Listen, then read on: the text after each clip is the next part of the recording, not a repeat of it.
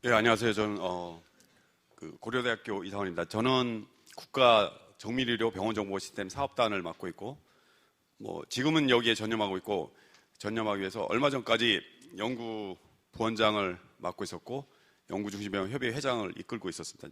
지금은 이게 워낙 중요하기 때문에 이쪽에 지금 전념하고 있습니다. 제가 오늘 말씀드릴 것은 4차 산업혁명, 4차 산업혁명 하는데, 과연 바이오 의료 분야 쪽에 4차 산업혁명이 어떻게 진행되고 있는지, 그리고 지금 우리가 갈 길은 어느 곳인지, 그리고 국가에서 지금 정밀의료 쪽에 하고 있는 사업단, 병원정보시스템 사업단과 암 사업단이 있습니다. 제가 단장으로 있는 병원정보시스템 사업단과 또 고려대학교에서 김요롱 교수님이 이끌고 있는 암 사업단에 대해서 소개하면서 우리 앞으로 갈 길에 대해서 말씀드리도록 하겠습니다. 여러분들 다 알다시피 지금은 4차 산업혁명 시대입니다. 그런데 1, 2, 3차랑 달리 1, 2, 3차는 증기기관이 있었고 전기가 있었고 IT 컴퓨터가 있었습니다. 그런데 4차 산업혁명은 그 어떤 기계나 테크놀로지가 아니라 여러 가지 융복합되면서 이런 그 새로운 그 폭발적인 초연결성으로 가는, 거기에는 사물은 인터넷도 있고 빅데이터도 있고 클라우드도 있고 여러 가지가 복합된 그런 것이 되기 때문에 약간의 1, 2, 3차랑은 네이밍이 다릅니다. 그런 지금 폭발적으로 세상이 변하는 그런 시기이기 때문에 이런 네이밍을 한 거고, 1, 2, 3차랑 그런 면에서는 좀 다른 점이 있습니다. 여러분들 잘 알다시피 아디다스가 중국에서 다시 독일로 공장을 가져갔습니다. 그 가져갈 수 있었던 이유는 바로 이러한 그 4차 산업혁명의 초연결성으로 인해서 이 공장에서 싸게 만드는 게 중요한 게 아니라 그 제조 단계, 부품 연결 단계부터 이 소비자가 자기한테 맞는 그 신발을 다양하게 골라서 그거에 맞춤형으로 그 공장에서 바로바로 그 클라우드를 통해서 연결받아가지고 제품을 생산할 수 있었기 때문에 이제는 독일로 갈 수 있었고요. 그 GE는 그 비행기 터빈 엔진을 만들고 있는데, 여기에서 전 세계에 있는 부품을 생산하는데 그 부품 공장에 있는 인포메이션을 전부 다 클라우드로 받고, 그 다음에 자기네가 생산한 그 비행기 터빈 엔진의 부품마다 아주 작은 센서를 달아서 거기에서 있는 인포메이션을 전부 다 클라우드로 받습니다. 그러면 이대로 가면 한 달 후쯤 되면 이 마모돼서 이 부품이 고장이 날 수 있다. 그러면 그 항공사에다가 그 정보를 주고 거기에 선제적으로 자기네가 AS를 해줍니다. 그래서 이 생산부터 소비되고 거기에 있는 것이 이런 그 아주 센서를 통한 4차 산업혁명에 맞게 맞춤형으로 이렇게 해주고 있습니다. 이런 것들이 점점 더 가고 있어서 보시는 바와 같이 1980년대까지는 대량 생산을 해서 했던 거라면 지금은 이렇게 소량 생산의 맞춤형으로, 소비자 맞춤형으로 하고 있고, 그게 생산할 때의 단계에서부터 이런 소비자들이 인볼브 하고 있습니다. 그래서 이제 지금 저희가 이런 우리의 위치는 이 3차에서 4차를 넘어가는 요 선진국보다는 약간 뒤처져 있긴 하지만 여기에서 중요한 변곡점에 위치하고 있고, 만약에 우리가 여기에서 위로 간다면 도약을 할 수 있고, 만약에 여기에서 규제라든지 여러 융복합 이런 연구가 제대로 안 된다면 우리는 중국에 뒤쳐서서 4차 산업혁명의 열등생이 될 수밖에 없습니다. 우리가 1960년대 필리핀이 장충체육관 지어주었지 않습니까? 그런데 지금의 위치에 보면 훨씬 떨어져 있는데 중국이 바로 우리보다도 규제도 느슨한데 정부에서도 적극적으로 밀어주고 있고, 이렇게 가면 우리 개개의 기업이나 병원이나 연구소의 역량이 뛰어나다 할지라도 우리는 이 도약을 못하고 이렇게 쇠퇴할 수 있는 그런 중요한 변곡점의 시기라고 생각합니다. 그래서 4차 산업혁명의 이제 혁신 얘기하면 이렇게 스마트카, 에너지, 교통 이렇게 있는데 의료도 이런 중요한 분야 중에 하나고요. 의료도 당연히 이런 환자 맞춤형의 치료가 이런 생산뿐만 아니라 의료에서도 반드시 갈 겁니다.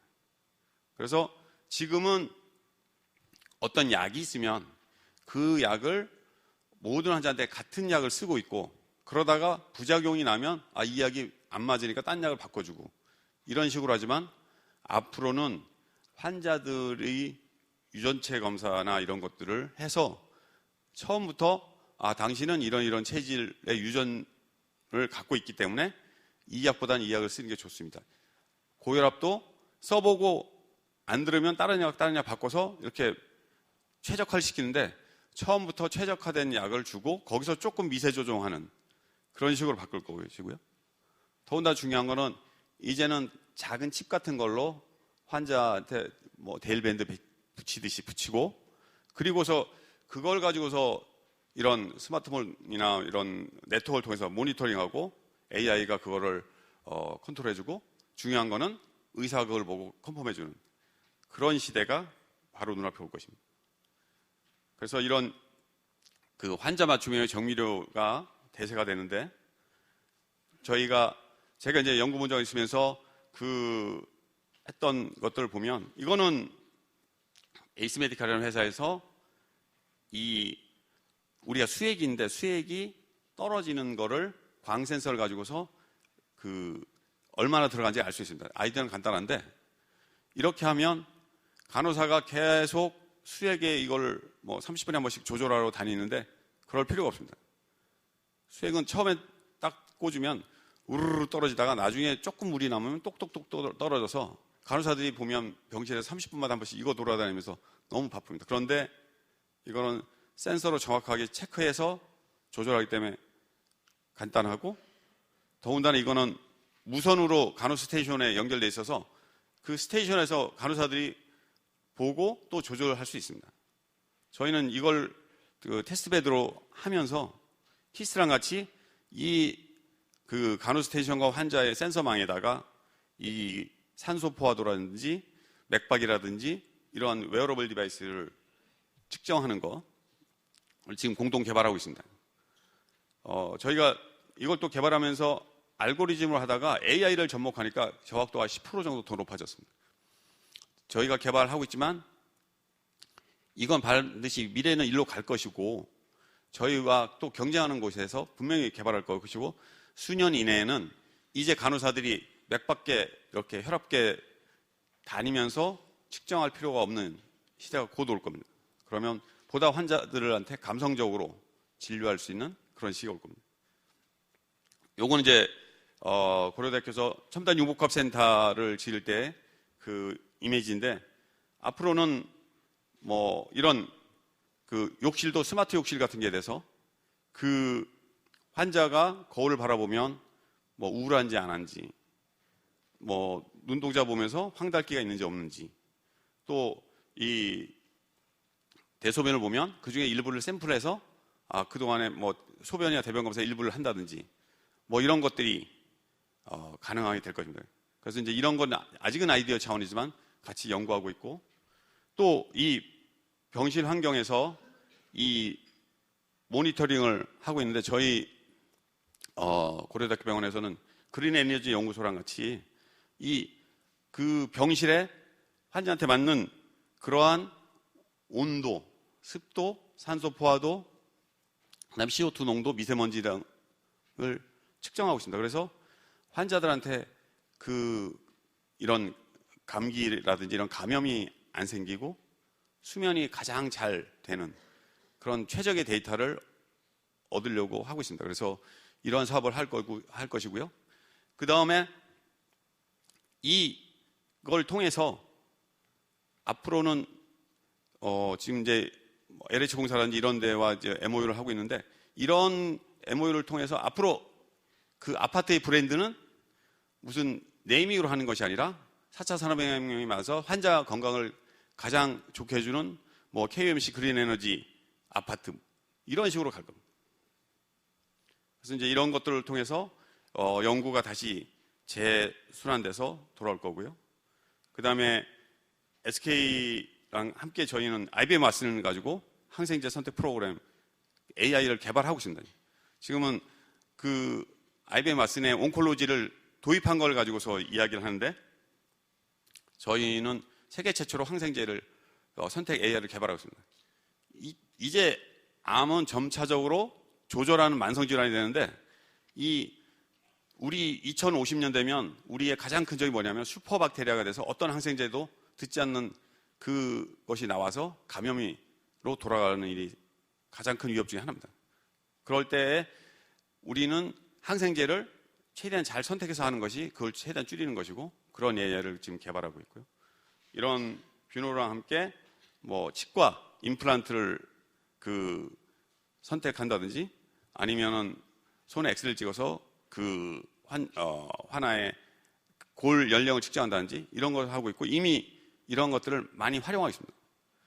제가 이쪽 의료기기 쪽을 쭉 연구하고 있는데 여러 가지 테크놀로지가 많이 들어오고 있지만, 이 AI처럼 도입된 테크놀로지가 그 임상에 빨리 적용되는 기간이 짧은 거는 이 AI가 가장 짧은 것 같습니다. 저희가 도입된 지 1, 2년밖에 안 됐는데 벌써 저희는 임상이 많이 쓰고 있습니다. 이게 임상시험을 통과하면 대부분의 병원들이 쓸 것이고, 그 파급 효과는 엄청나게 빠를 것입니다. 요거는 제가 단장으로 있는 병원 정보 시스템 개발인데, 요거를 보시면 이 사업은 이 병원에 있는 모든 정보 시스템을 클라우드에 올리는 겁니다. 지금은 4차 산업혁명은 빅데이터 클라우드가 중요하기 때문에 결국은 병원에 있는 모든 정보 시스템을 국가 표준을 만들어서 여러 병원이 함께 쓰고 그거를 클라우드에 올려놓으면, 그게 지금 각자 병원에서 쓰는 것보다 어떤 장점이 있을까요? 서로 다른 프로그램을 쓰면 빅데이터로 모을 수가 없습니다. 4차 산업혁명에 환자 맞춤형이 되려면 빅데이터가 가장 중요한데, 그런 빅데이터를 모으려면 이런 표준된 병원 정보 시스템이 있어야 되고요. 더군다나 그게 클라우드에 올라가 있으면 훨씬 더 빅데이터로서 가치가 있습니다. 우리나라는 임상의 수준이 높고 전 국민이 건강보험이 있기 때문에 미국이나 중국에 비해서도 훨씬 더 빅데이터로서의 장점이 있습니다. 특히 의료에서.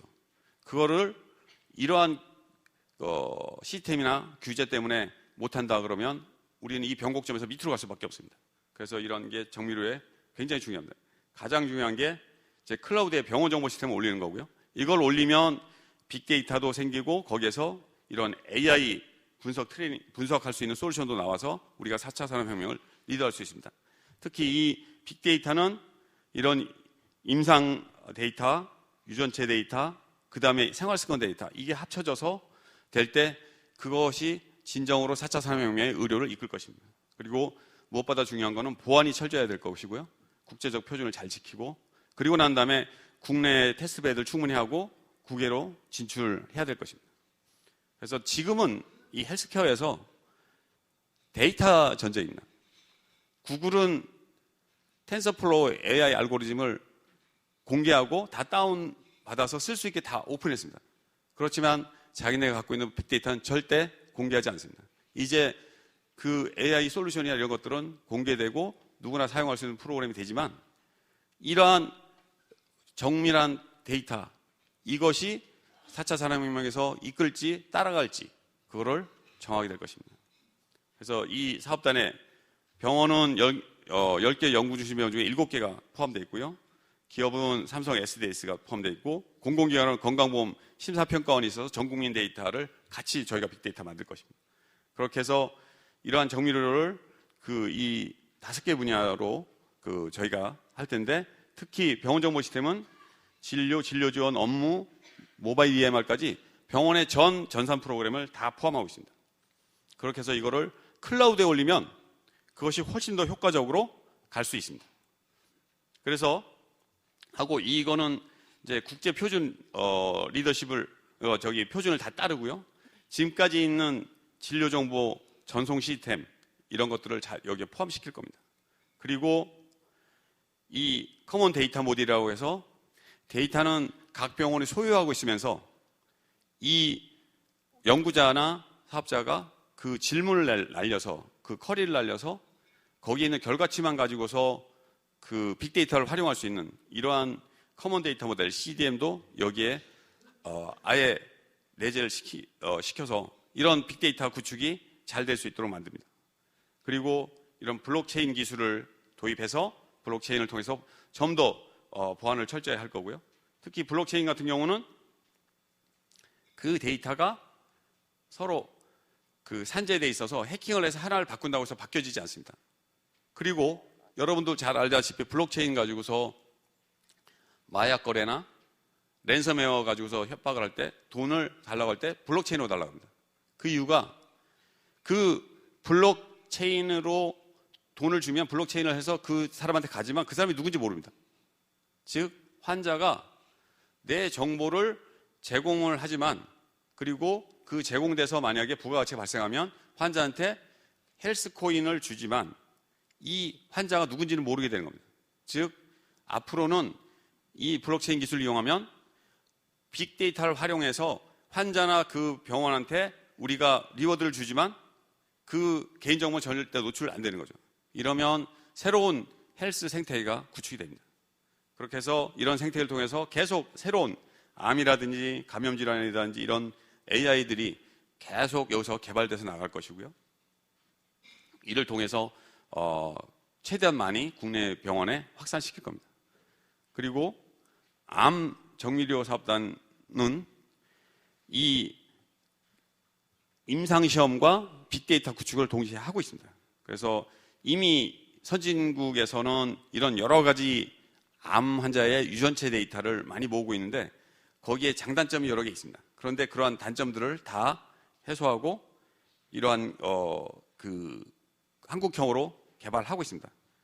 그래서 지금 이 고대 안암병원에서 이 사업단이 구축되고 있는데 암 환자 1만 명에 대해서 유전체 프로파일링을 하고 있습니다. 이거는 병원에서 신청하지 해도 되는데 암 환자 자신이 스스로 스마트폰과 홈페이지를 통해서 신청할 수 있습니다. 그렇게 되면 지금 특효약이 없는 암 환자 같은 경우에 여기에 신청을 해서 거기에다가 암 유전체 검사를 해놓으면 그것이 암 빅데이터로 처리가 되고 이 빅데이터 처리가 됐을 때 그 환자에 적합한 신약이 나오면 가장 먼저 임상시험을 할 수 있고 세계에서 최초의 임상시험이 이루어질 수 있는 그런 체계를 갖추고 있습니다. 그래서 AI를 통해서 이런 다양한 그 환자용 AI 프로그램이 나올 것이고요. 그래서 개인 맞춤형 치료 예방이 가능한데 말씀드린 것처럼 이러한 환자 풀링을 빅데이터를 해놓으면 제약회사가 새로운 항암제 신약을 개발했을 때 그것이 이쪽 환자의 그 유전체 데이터를 가지고 프로파일링해서 가장 적합한 암 환자를 찾아서 임상시험을 성공시킬 수 있고 특효형이 없었던 환자는 가장 먼저 혜택을 볼 수 있는 이런 시스템이 되고 있습니다. 그래서 이거를 가지고서 국내에서 가장 빠르게 빅데이터를 모으고 사업하고 글로벌로 진출해야 될 것입니다. 이제 전 세계는 이 빅데이터 시대인데 빅데이터는 향후 10년 후에 100조 원의 시대가 되고 특히 의료 빅데이터가 있어야 환자 맞춤형 치료가 가능하고 그게 4차 산업혁명의 의료의 패러다임입니다. 그쪽으로 반드시 가야 됩니다. 이거는 유명한 그림인데 스티브 잡스가 테크놀로지와 인문학의 교차점이 있다고 그러고 이 창조는 이 새로운 것을 무에서 유를 창조하는 것이 아니라 기존에 있는 것을 융합하는 거라고 했습니다. 피터 드리가 얘기한 것처럼 미래를 예측하는 가장 좋은 길은 그 미래를 만들어 나가는 것입니다. 삼척동자도 4차 산업혁명이 눈앞에 와 있고 이미 펼쳐져 있고 거기에 빅데이터를 통한 환자 맞춤형 치료가 미래라는 걸 알고 있습니다. 그럴 때 저희가 지금 이 변곡점에서 할 것은 이러한 그 정밀의료 사업단을 잘 이끌고 우리 여러 가지 규제라든지 이런 문제점을 해결해서 이 세계적인 빅데이터를 구축해서 4차 산업혁명을 이끄는 것이라고 생각합니다. 예, 감사합니다.